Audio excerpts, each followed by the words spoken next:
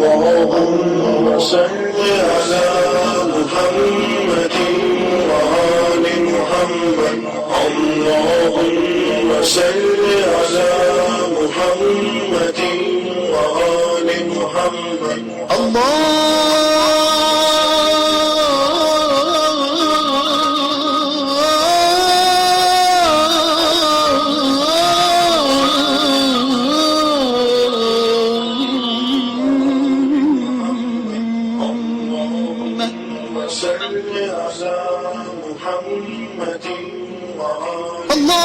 صل على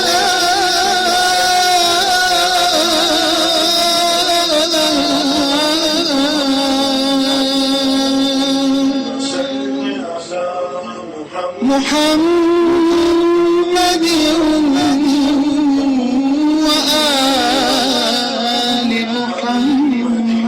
وآل محمد اللهم صل على محمد وآل محمد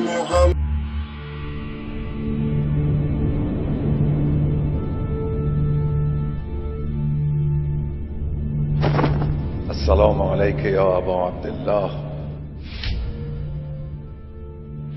وعلى الأرواح التي حلت بفنائك عليك مني سلام الله أبدا ما بقيت وبقي الليل والنهار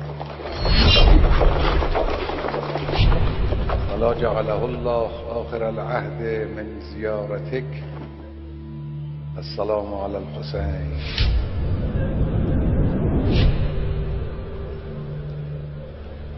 وعلى علي بن الحسين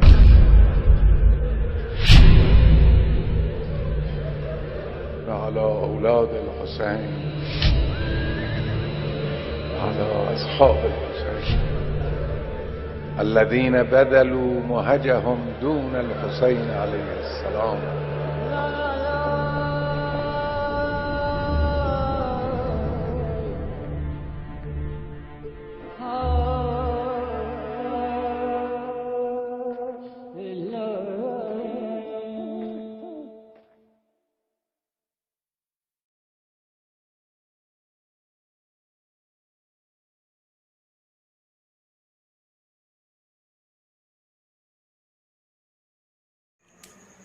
ناظرین اور سامعین کی خدمت میں السلام علیکم. میں ظاہر حسین رضوی ایشیا چینل رائے بریلی سے آپ کے سامنے حاضر ہوں. حضرات، تقریباً اس چینل کے ذریعے سے روزانہ دینی پروگرام کا سلسلہ جاری و ساری ہے.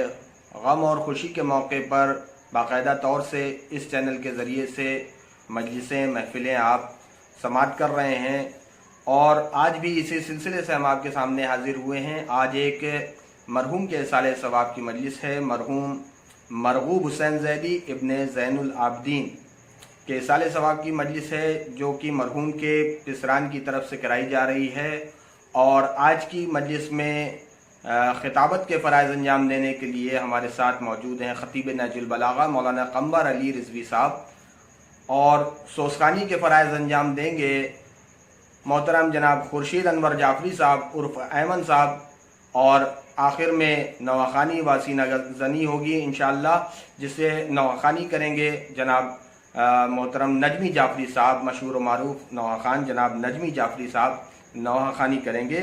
آئیے حضرات، بنا کسی تمہید کے میں سب سے پہلے آج کی مجلس میں سوسخانی کے فرائض انجام دینے کے لیے ہمارے ساتھ حسینیہ ابوالفضل سے گلاب روڈ سے موجود ہیں محترم خورشید انور جعفری صاحب عرف ایمن صاحب. میں ان کی خدمت میں چلتا ہوں اور ان سے گزارش کرتا ہوں کہ آج کی مجلس میں سوسخانی کے فرائض انجام دیں. سبھی ناظرین اور سامعین سے گزارش کی جا رہی ہے کہ ایک باواز بلند نعرہ صلوات پڑھیں. اللہم صلی علی محمد وآل محمد وعجل فرجهم. اللہم صلی علی محمد وآل محمد.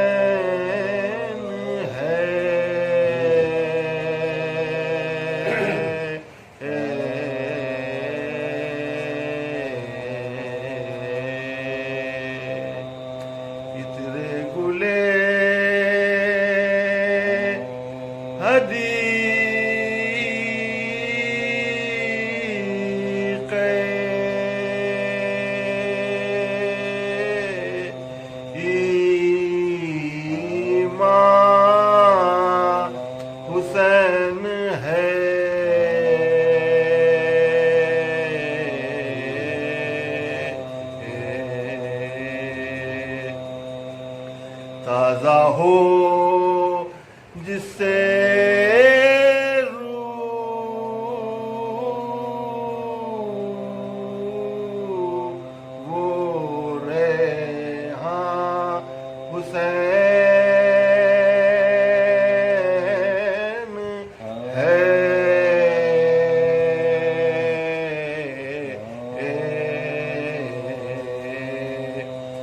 تازہ ہو جس سے روح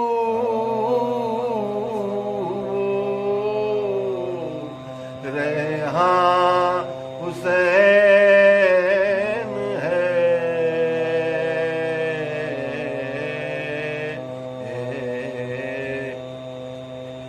صحرائے کربلا میں ہوا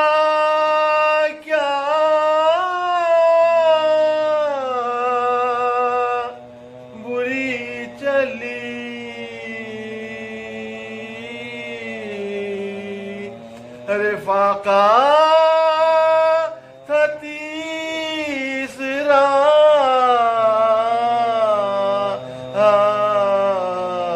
کے گلے پر چھری چلی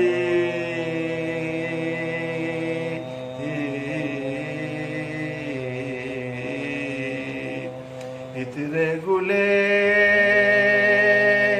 حدیث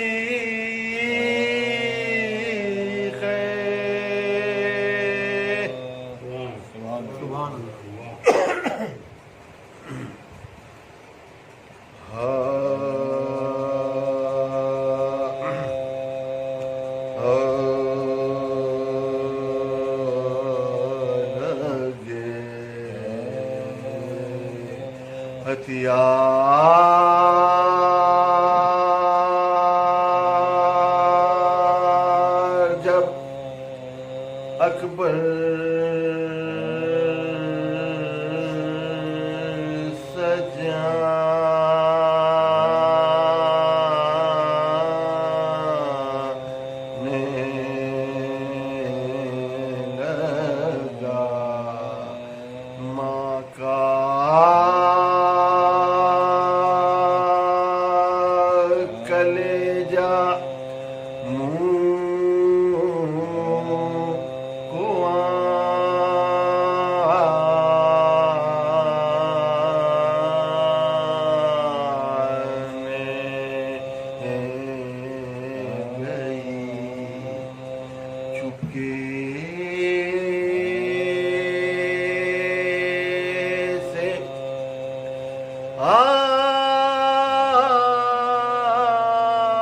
عابد کے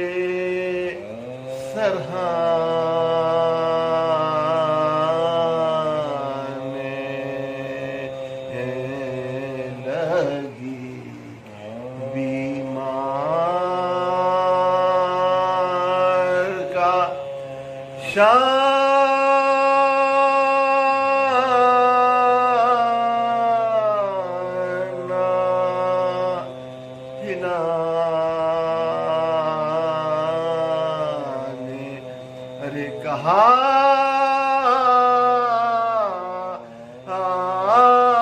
بیٹا اٹھو گھر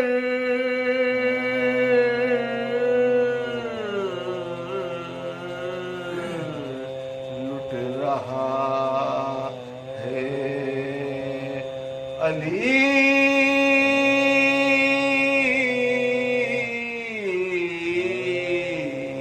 اکبر بھی مرنے جا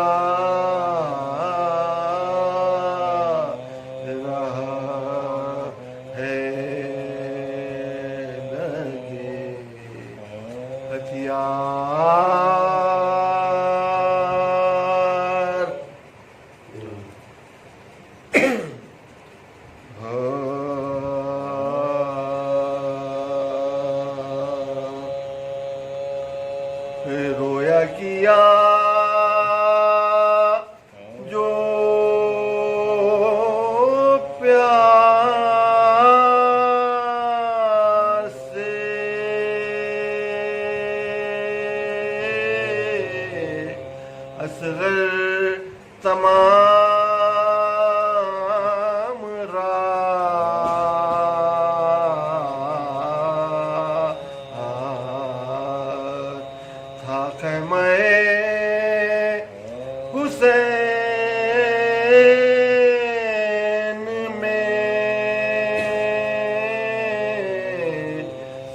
محشر تمام رات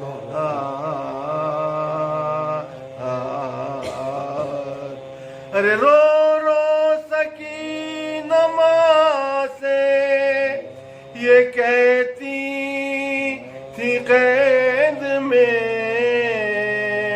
ارے بن باپ بچے سوتے ہیں کیوں کر تمام رات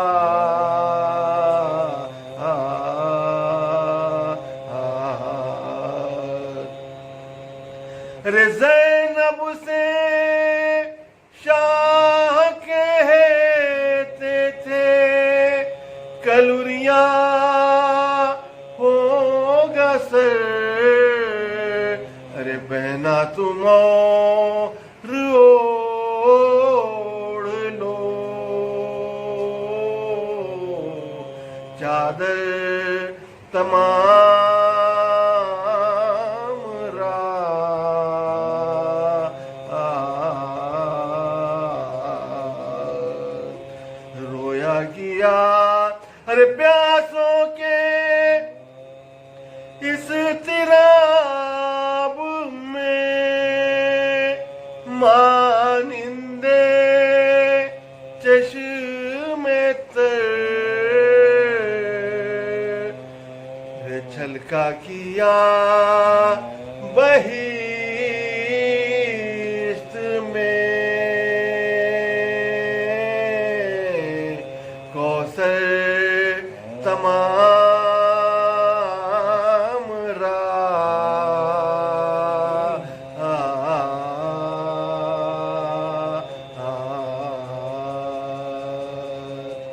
رویا کیا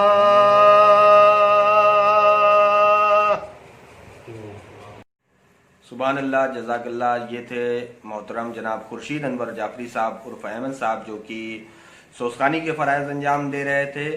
اور حضرات، آج شب 15 شوال ہے، یعنی چھٹے امام جعفر صادق علیہ السلام کی شب شہادت کی تاریخ ہے۔ 15 شوال کی شب لگی ہے، اور یقیناً یہ مرحوم کے لیے ایک بہترین ایصال ثواب ہوگا آج کے شب کے سلسلے سے بھی۔ اور یہ بھی اعلان سماعت فرما لے کہ امام جعفر صادق علیہ السلام کے سلسلے سے، شہادت کے سلسلے سے کل انشاءاللہ اسی چینل کے ذریعے سے ایک مجلس کا انعقاد کیا گیا ہے، جو ٹھیک 9 بجے انشاءاللہ اس چینل کے ذریعے سے نشر کی جائے گی۔ آئیے حضرات، میں بنا کسی تمہید کے اب مولانا خطیب نہج البلاغہ مولانا قمبر علی رضوی صاحب کی خدمت میں چلتا ہوں، جو کہ ہمارے ساتھ حسینیہ ابو الفضل عباس سے موجود ہیں۔ میں ان کی خدمت میں چلتا ہوں اور ان سے گزارش کرتا ہوں کہ آج کی ایصال ثواب کی مجلس کو خطاب کریں۔ سبھی ناظرین اور سامعین سے گزارش کی جا رہی ہے کہ ایک باواز بلند نعرہ صلوات پڑھیں، اللہم صلی علی محمد وعلی محمد وعجل فرجہم۔ اللہم صلی علی محمد وعلی محمد۔ ایک مرتبہ سورہ ہم، 3 مرتبہ سورہ توحید کی تلاوت فرما کر مرحوم مرغوب حسین ابن زین العابدین صاحب کے لیے ایصال ثواب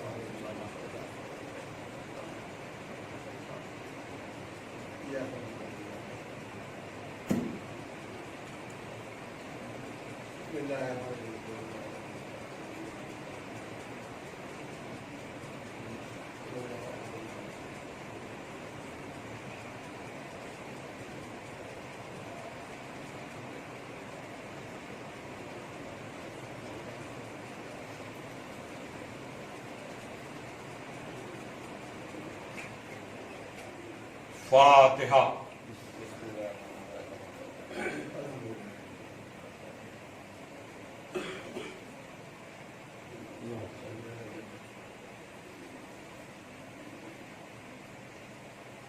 آواز بلند نعرہ صلوات۔ اعوذ باللہ من الشیطان اللعین الرجیم، بسم اللہ الرحمن الرحیم۔ الحمد للہ الذی ہدانا لہذا وما كنا لنہتدی لولا ان ہدانا اللہ، لقد جاءت رسل ربنا بالحق الصلاۃ والسلام علی النبی الامی العربی القرشی المکی المدنی البطحی الابتہی التہامی الدعفیج اشاعت الاباطیل والدامغ سولات الازالیل مولن الحق بالحق بالقاسم محمد وآلہ الطیبین الطاہرین المعصومین المظلومین ولعنۃ اللہ علی اعدائہم اجمعین من الآن الى یوم الدین. اما بعد فقد قال علی علیہ السلام لا یقاس بآل محمد صلی اللہ علیہ وآلہ من هذه الامة احد ہم اساس الدین و عماد الیقین. صلوات بزرگان محترم و دوستان عزیز، ایصال ثواب کی اس مجلس میں جو امام جعفر صادق علیہ السلام کی شہادت کی تاریخ کے موقع پر منعقد ہو رہی ہے، تو یہ بہترین ایصال ثواب کا ذریعہ ہے کہ ویسے بھی ہم لوگ ہر موقع پر مجلس عزا کا اہتمام و انتظام کرتے ہیں، خوشی اور غم کے موقع پر، اور ذکر انہی کا کرتے ہیں جو ذکر زندہ لوگوں کے لیے بھی اور گزر جانے والوں کے لیے بھی فائدہ بخش ہے. بلکہ علامہ رشید ترابی مرحوم کا یہ شعر میں اکثر پڑھتا ہوں کہ مجبور تیرے ذکر سے ہیں ذکر نہیں اور، مجبور تیرے ذکر سے ہیں ذکر نہیں اور، لیکن ہے اثر اس کا کہیں اور کہیں اور. یقیناً ہم لوگ اس ذکر سے خوش ہوتے ہیں، لیکن جو لوگ ہمیشہ سیاست کی وجہ سے، پاور پالیٹکس کی وجہ سے اور اپنی بیجا وفاداریوں کی وجہ سے اس در سے کٹ کٹ کے زندگی گزارتے رہے، ان کو یہ تذکرہ اچھا نہیں لگتا. تو مناسبتیں بہت ہیں اور جانے والے کو بھی یہ ذکر بہت پسند تھا. اس کا اہتمام، انتظام جاننے والے جانتے ہیں کہ ایام عزا کے پہلے عشرے میں جو اہتمام وہ کرتے تھے، جو انتظام وہ کرتے تھے، یا ایصال ثواب کی مجالس میں بھی یقیناً ان کے نام سے کم ان کی عرفیت سے لوگ زیادہ واقف ہیں، یعنی لکھن بھائی مرحوم زندہ دل آدمی، اور میرا ان کا جو سابقہ رہا وہ بہت کم ایسے لوگ ملتے ہیں، اس لیے کہ ذاکر حسین ہونے کے حوالے سے اور مذہبی امور انجام دینے کے حوالے سے ہمارا سابقہ روزانہ ہی دوسرے لوگوں سے پڑھتا رہتا ہے، لیکن ان کی زندہ دلی ہی کا یہ تقاضا تھا کہ وہ جس میدان کا کام ہوتا تھا وہ اسی کے اعتبار سے دیکھتے تھے. اور واقعاً اس حوالے سے میرا جو تجربہ ان سے رہا، ان کی محبتیں تھیں، ان کی شفقتیں تھیں، اور ان کے خانوادے سے مسلسل رشتہ قائم و برقرار رہے اور اسی طرح سے قائم و برقرار رہے.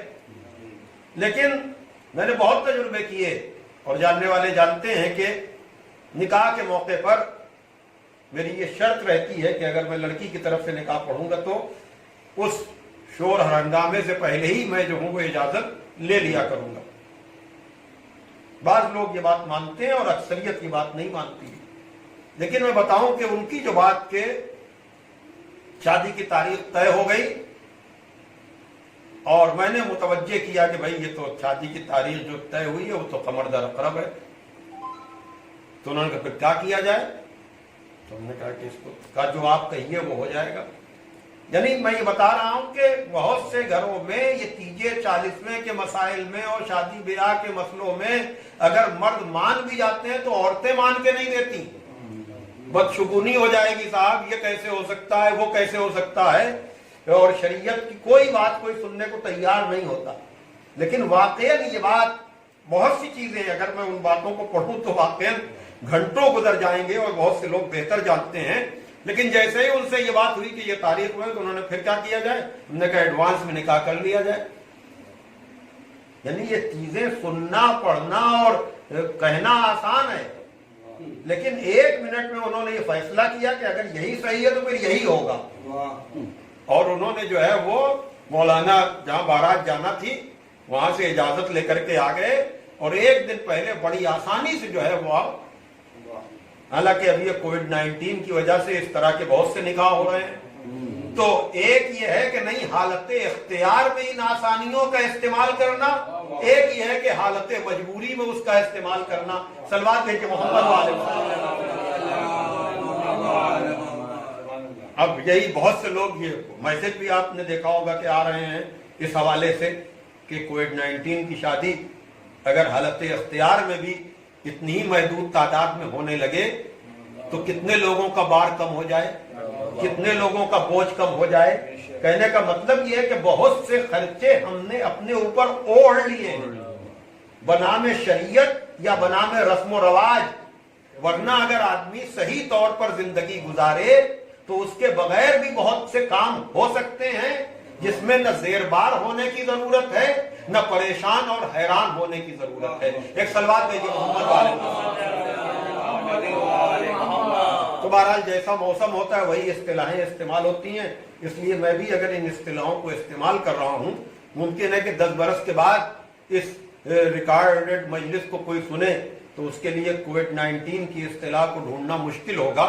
लेकिन इस वक्त तो कोरोना और कोविड-19 इसी इस्तिलाहों में गुफ्तगू हो रही है। तो बहरहाल ये मजलिस अज़ा भी ऑनलाइन जा रही है और आप हजरात दूर और करीब बैठ करके इस मजलिस को समाप्त कर रहे हैं।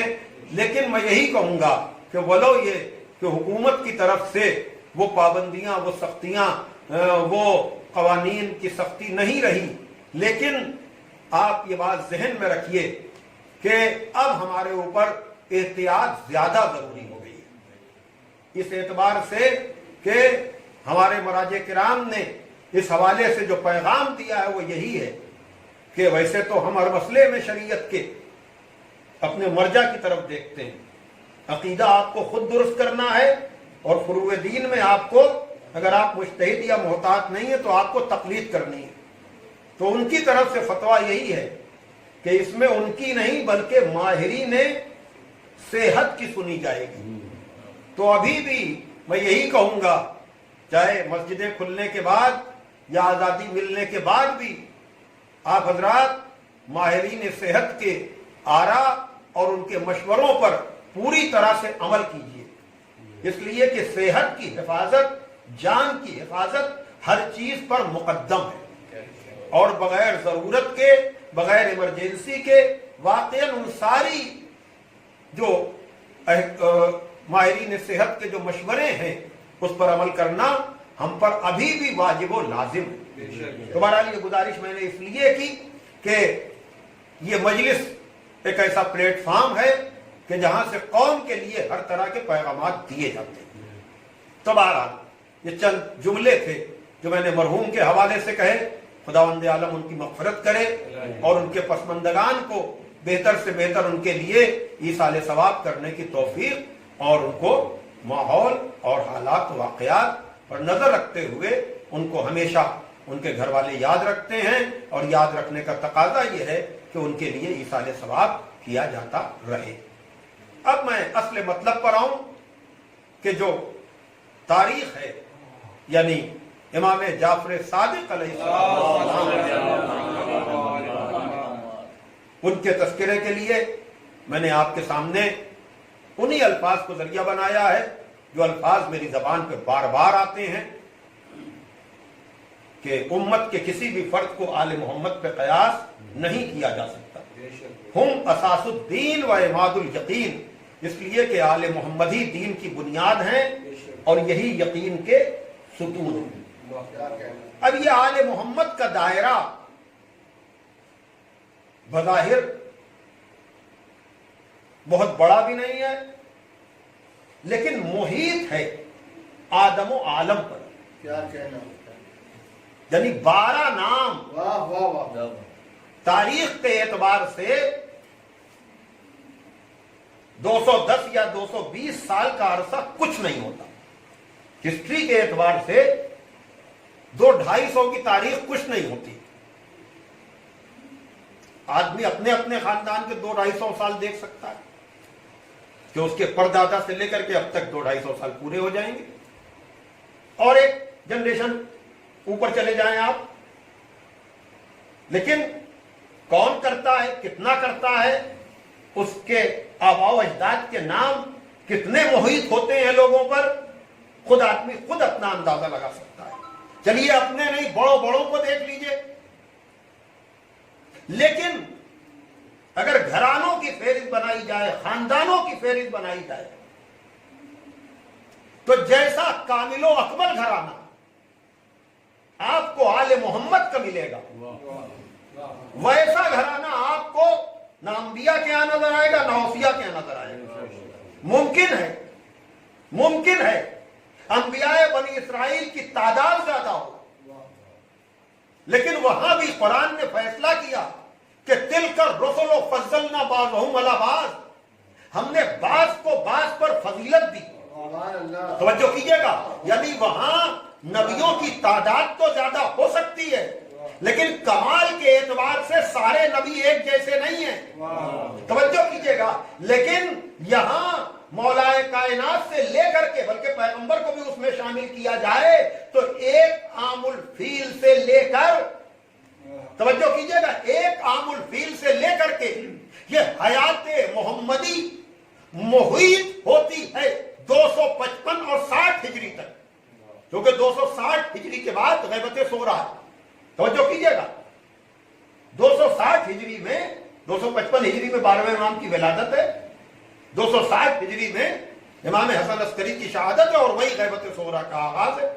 تو ایک عام الفیل سے اگر آپ بات کو شروع کریں ظاہری زندگی، 30 عام الفیل میں مولا کائنات کی ولادت، اور پھر 40 عام الفیل میں اعلان رسالت ہے جب پیغمبر 40 برس کے ہوئے، پھر 12 برس آپ کی مکی زندگی ہے.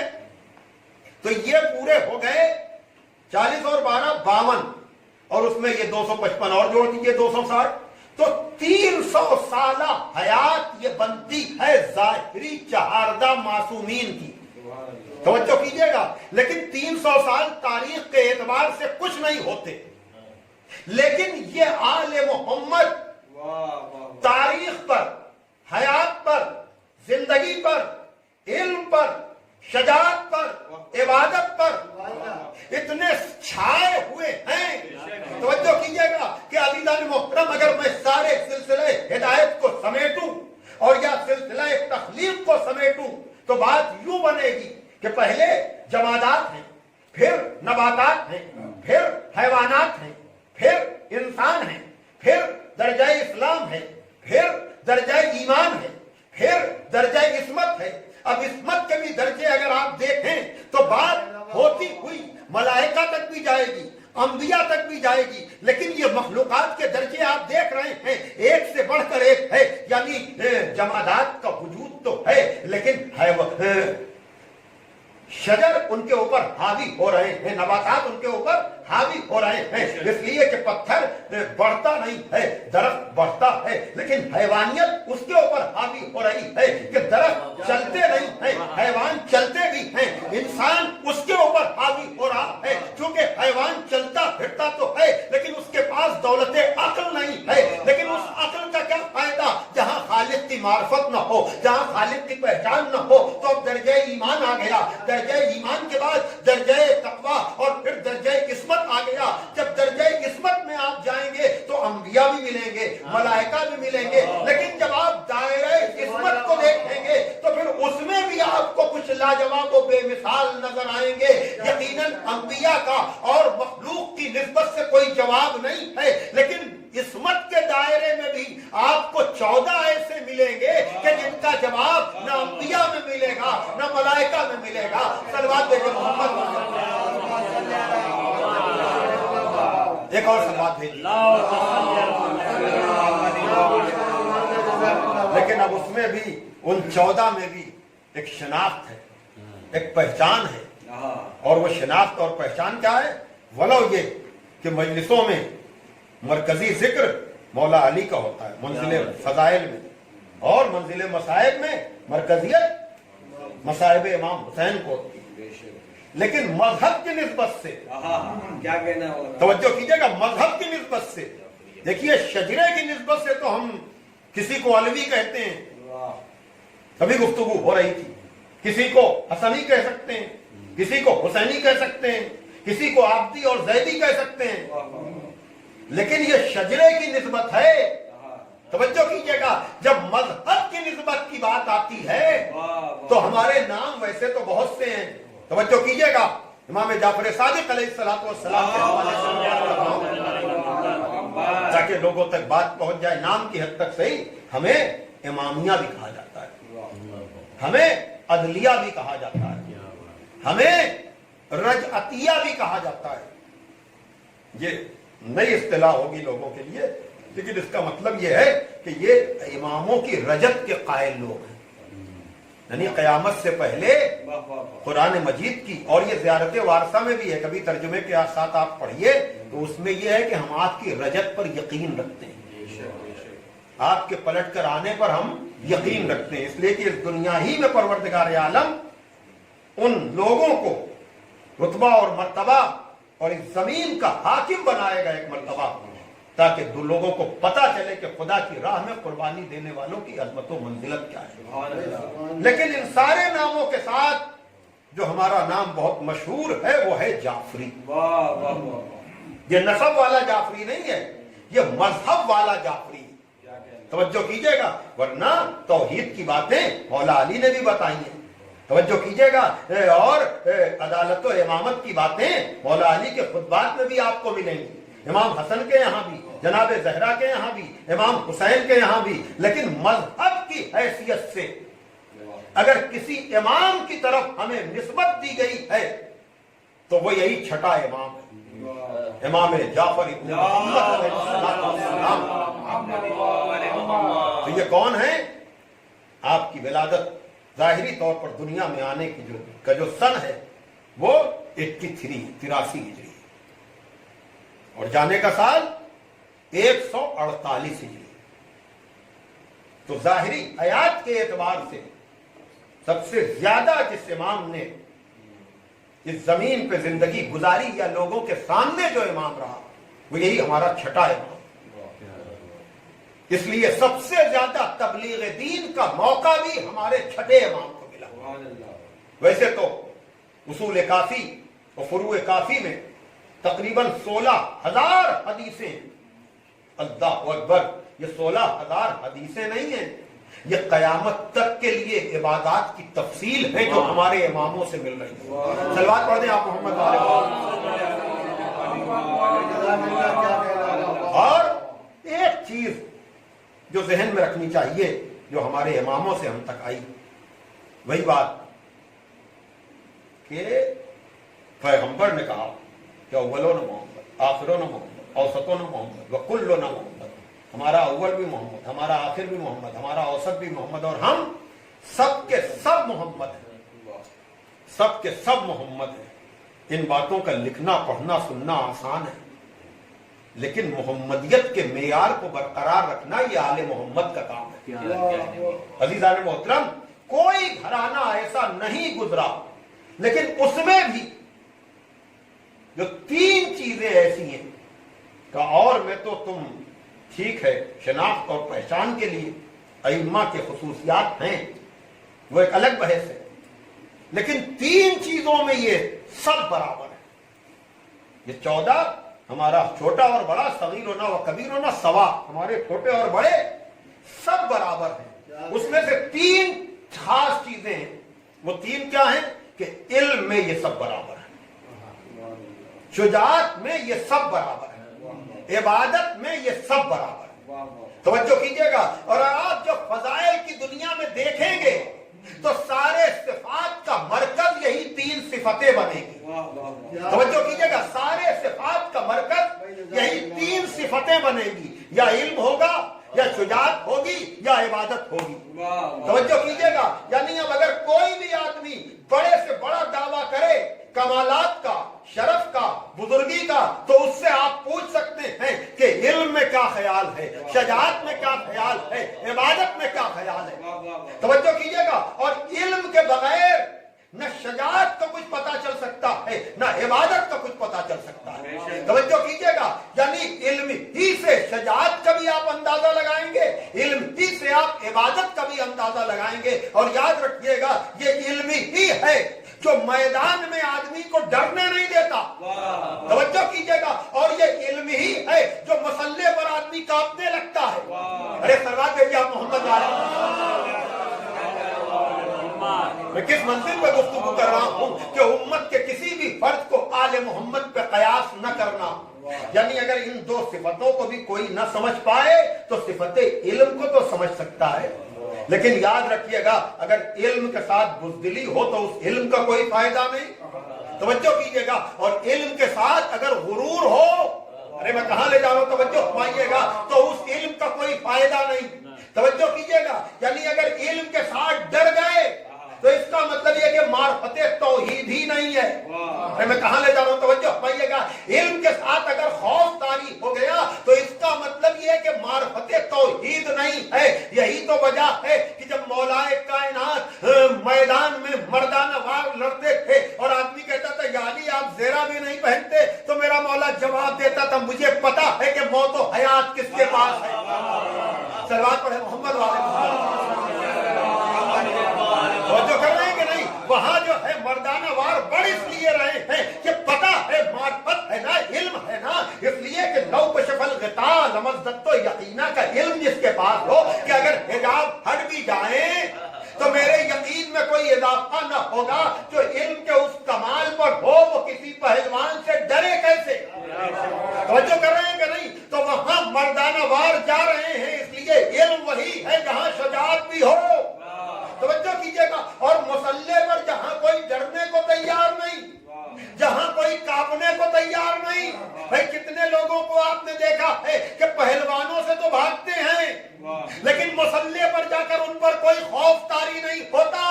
تو یہ دونوں چیزیں جو ہو رہی ہیں جہالت کی وجہ سے ہو رہی ہیں۔ وہاں جو بھاگ رہا ہے بزدل، ارے توجہ کیجئے گا، تو گویا کہ بزدل خالی بزدل نہیں ہوتا، جاہل بھی ہوتا ہے۔ صلوات کے محمد والے محمد۔ ایک اور صلوات پڑھ دیا۔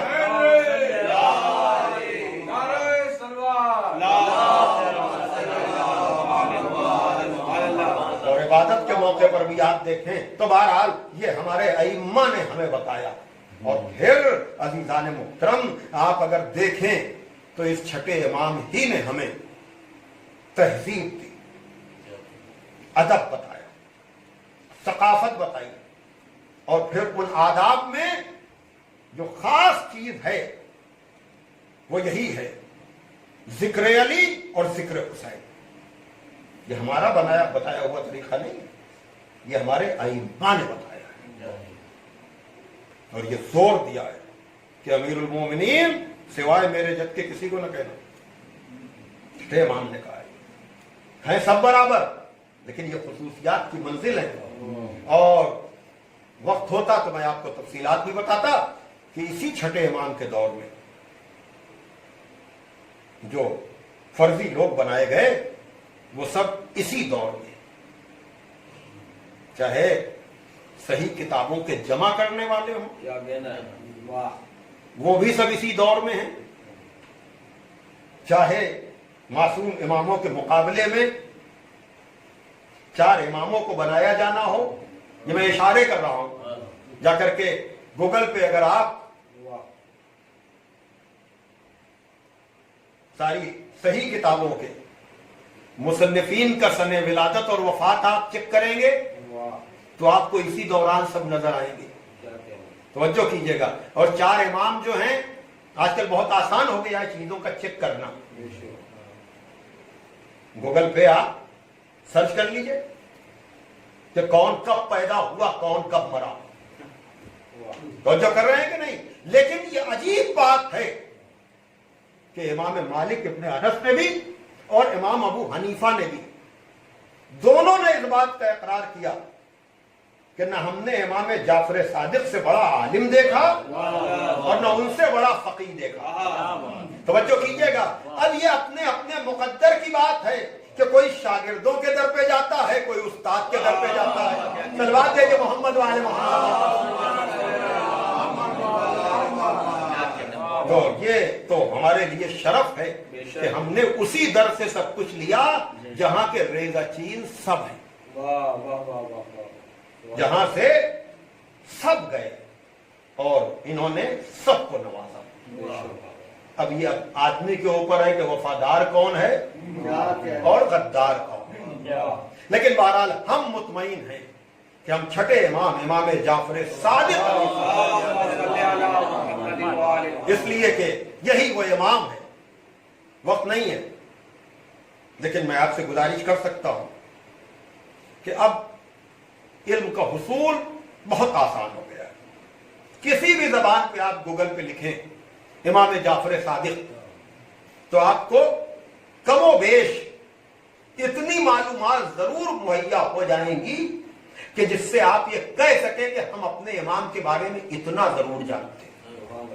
اور جب مخصوص تاریخیں آئیں, چاہے ولادت کی تاریخ آئے چاہے شہادت کی تاریخ آئے, تو یقیناً جو بھی اپنے کو جعفری کہتا ہے مذہب کے اعتبار سے اس کو اپنے ائمہ کی معرفت کے لیے جو ذریعے اور وسیلے ملے ہوئے ہیں ان کا استعمال کرنا چاہیے.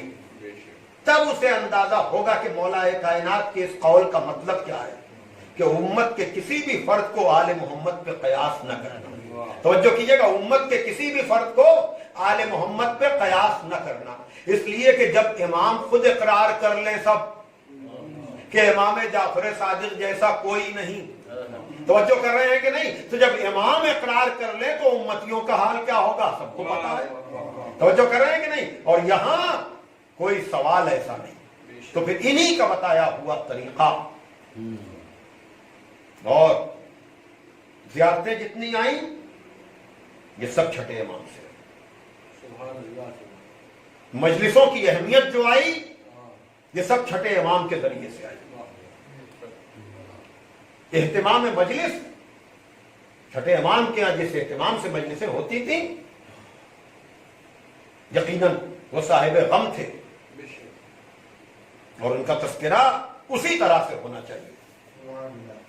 اس لیے کہ اپنے جد کے لیے جیسی تڑپ چھٹے امام نے سارے اماموں کے ساتھ, لیکن چونکہ ان کو اظہار کا موقع ملا تو آخری کی حدیث من بکا او ابکا او تبا کا علی الحسین وجبت لہ الجنہ, جو روئے یا رلائے یا سوگوار شکل اختیار کرے اس پر جنت واجب کرا.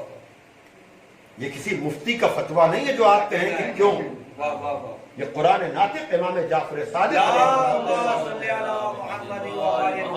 اب بہت سے لوگ بقراتی میں کبھی کبھی یہ کہتے ہیں کہ رونا تو سمجھ میں آیا, رلانا تو سمجھ میں آیا, یہ سوگوار شکل ہماری سمجھ میں نہیں آئی. تم نے کہا یہ نہ سمجھے تو پھر کیا سمجھے آپ.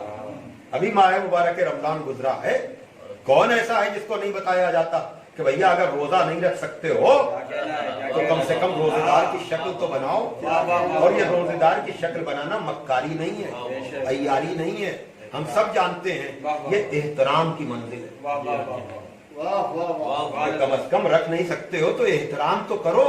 تو جن لوگوں کو ماہ مبارک رمضان میں روزے دار کی شکل بنانا سمجھ میں آتا ہے انہی لوگوں کو ایام ازا میں رونے والے کی شکل بنانا سمجھ میں نہیں آتا ہے. تو جس طرح سے یہاں روزے دار کی شکل بنانا مکاری نہیں ہے, احترام ماہ مبارک رمضان ہے, ویسے ہی مجلس حسین میں رونے والے کی شکل بنانا مکاری نہیں ہے بلکہ احترام ازائے حسین,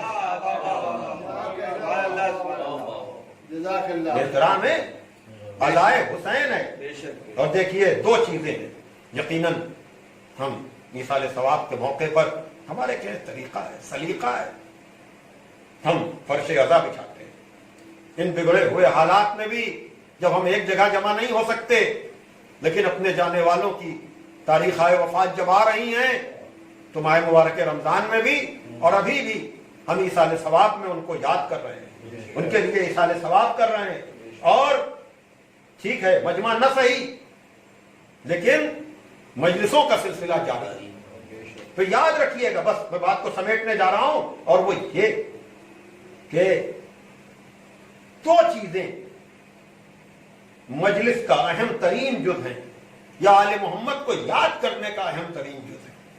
سنیے گا، ایک ہے گریہ بر حسین، دوسرے ہے زیارت قبر حسین. سنیے، ایصال ثواب کی مجالس کا بھی مقصد بھی سمجھ میں آ جائے گا. یہ دو اہم چیزیں ہیں عزاداری کی، ایک ہے گریہ بر حسین، دوسرے ہے زیارت قبر حسین.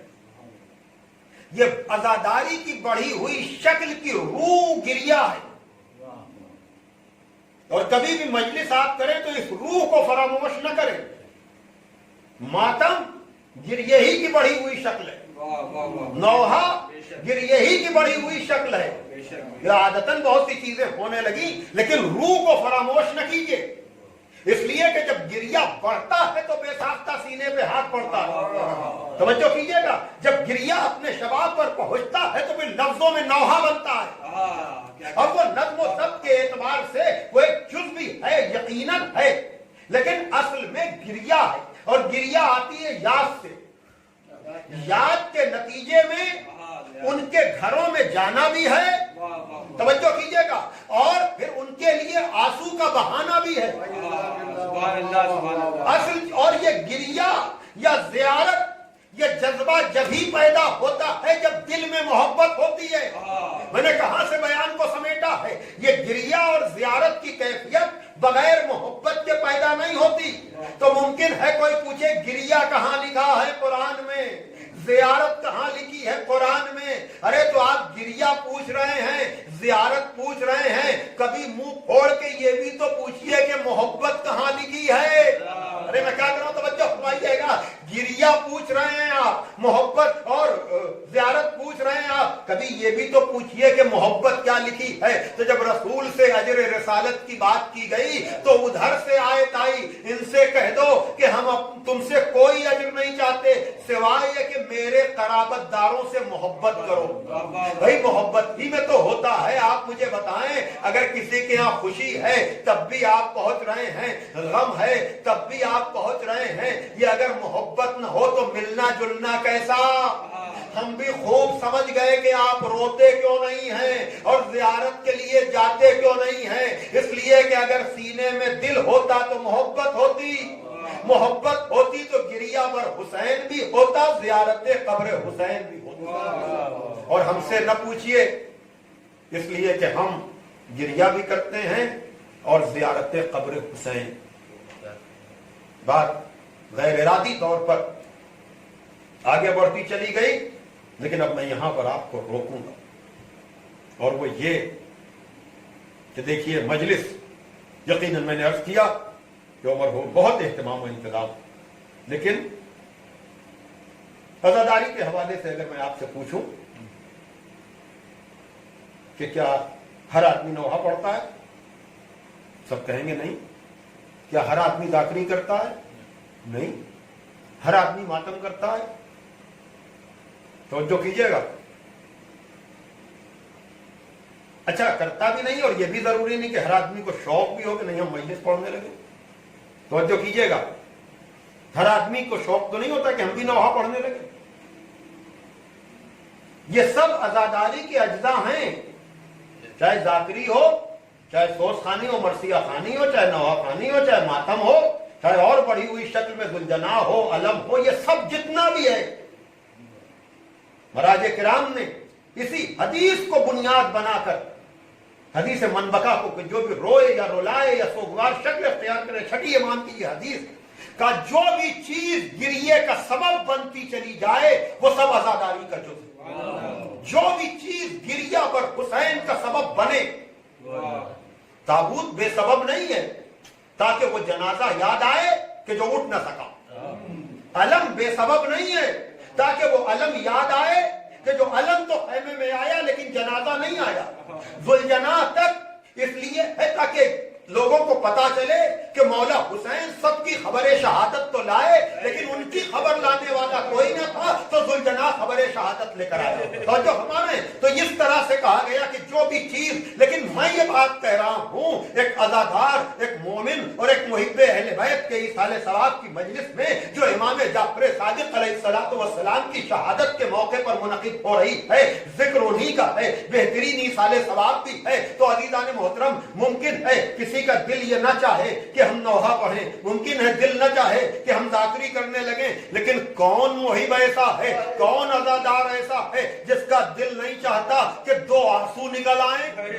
तवज्जो कीजिएगा, किसी और चीज का दिल चाहे या ना चाहे, लेकिन दो आंसू निकलने का, इसलिए कि और चीजें मरकज नहीं है, मरकज यही गिरिया बर हुसैन है। और ये जाहिर सी बात है, कोरोना की वजह से हम एक जगह जमा तो नहीं हो सकते हैं, लेकिन मजलिस मजमे से होती है, लेकिन गिरिया बर हुसैन के लिए मजमे की जरूरत नहीं होती। जहां भी हुसैन की गुर्बत याद आ जाए, हुसैन की बेकसी याद आ जाए, बेसाख्ता आंसू निकल आते हैं। चलिए, मैंने बात को मुख्तसर किया, तो पहली चीज गिरिया बर हुसैन और दूसरी चीज ज़ियारते कब्र हुसैन। अरे कौन अज़ादार ऐसा है जिसका दिल नहीं चाहता कि जिंदगी में एक मर्तबा कम से कम हम अपने अइम्मा के रोज़ों पर पहुंच जाएं, हम मौला हुसैन के रोज़े पर जाकर सलाम करें। हाँ ज़ादारो, मैंने 8वीं शव्वाल को जो तस्करा किया था, उसी पर मजलिस तमाम करने जा रहा हूँ। मैं शहादत इमाम जाफर सादिक नहीं पढ़ सका, यकीनन अबू जाफर मंसूर के हुक्म से मदीने में आपको जहर दिया गया और आपने वसीयत कर दी थी कि कौन मुझे गुस्ल कफन देगा, कौन मुझे कहां दफन करेगा। लेकिन अज़ादारो, यकीनन जहर से शहीद किया जाने वाला इमाम आज भी मजलूम है। तवज्जो कीजिएगा, आज भी मजलूम है, इसलिए कि अज़ादारों की हसरत करबला जाकर तो निकल जाती है, जाली पकड़ लेते हैं, नजब जाकर हसरत निकल आती है, मौला अली के दर पर जाकर सलाम कर लेते हैं, काज़मैन और सामर्रा में जाकर के हसरते ज़ियारत निकल जाती है, और मशहद में परवाना वार दायर। हाँ ज़ादारो, लेकिन लोगों की हसरत जहां नहीं निकल पाती, वो कोई और जगह नहीं, वो जन्नतुल बकी है, जहां हमारे 4 इमामों की कब्रें, जज़ाकुम रब्बुकुम। लेकिन हमारे छठे इमाम ही ने हमें बताया कि अगर करीब से जाकर ज़ियारत न कर सको तो दूर ही से ज़ियारत कर लिया करो। अल्लाह अकबर। अभी आपने एक हफ्ता पहले ही 8वीं शव्वाल को उन उजड़ी हुई कब्रों का मातम किया, सदाए एहतिजाज भी बुलंद की, और आज ये मौका आ गया कि हम छठे इमाम को याद कर रहे हैं। तो यकीनन उन उजड़ी हुई कब्रों को याद करने वालों, चलो 7वें इमाम को पुरसा दें कि फर्जंदे रसूल अपने बाबा का पुरसा कबूल कीजिए। लेकिन आप ही के बेटे ने ये भी तो कहा है, किसी गरीब की गुर्बत याद आए तो मेरे जद्दे मजलूम को याद कर लेना।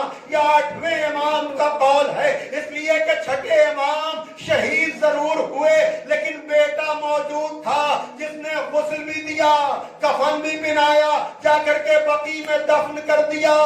लेकिन यह मुकद्दर सज्जाद का कि चंद कदम के फासले पर बाबा का लाशा, चचा का लाशा पड़ा रहा, लेकिन बेटा दफन नहीं कर सकता। वाह हुसैना, वाह मज़लूमा, अला लानतुल्लाहि अलल कौमिज़ ज़ालिमीन, सयअलमुल लज़ीना ज़लमू अय्य मुनक़लिबिन यनक़लिबून।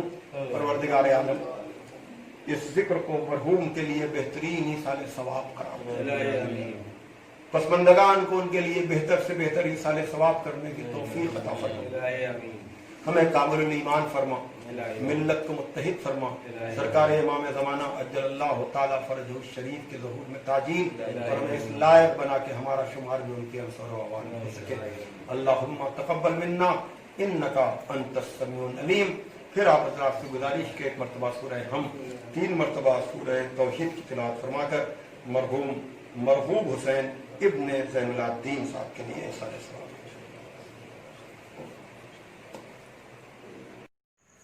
جزاک اللہ۔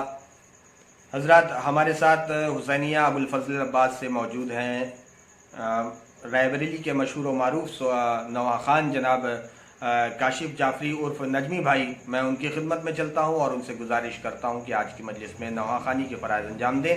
سبھی ناظرین سے گزارش ہے کہ باواز بلند نعرہ صلوات پڑھیں، اللہم صلی علی محمد و آل محمد، یا حسین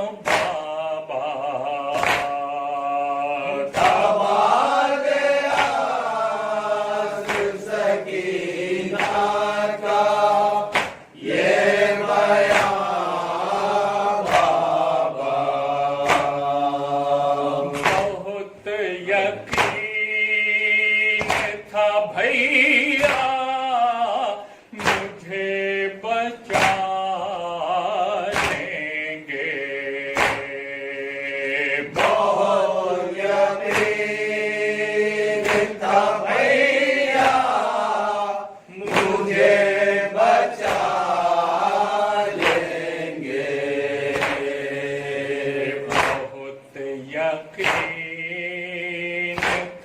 भैया मुझे बचा लेंगे, मगर थी उनकी भी जकड़ी कलाइयाँ बाबा।